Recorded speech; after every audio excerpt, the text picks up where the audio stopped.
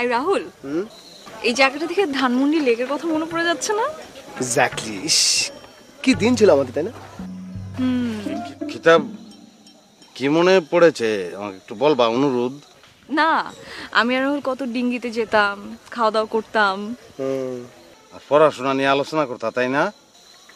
একদমই না, আমরা তো আড্ডা দিতাম।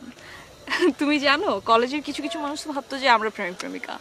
তখন তোমাকে আমি কত বললাম, চলো আমরা প্রেম করি প্রেম করি।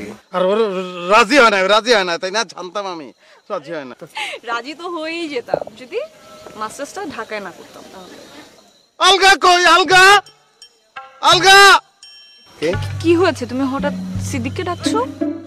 আলগারে ধরে আমি একটু ভাইয়া শুনেছি, কেয়া তো বলেছে যে আপনি সবাইকে নকল করতে পারেন, একটু আমাকে নকল করতে পারবেন? ঠিক আছে, আপনাকেই নকল করে দেখানো যায়। করুন।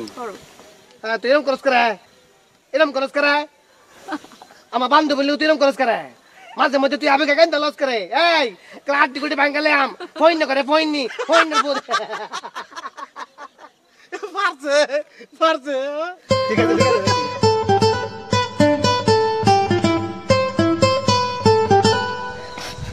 টান টান টান।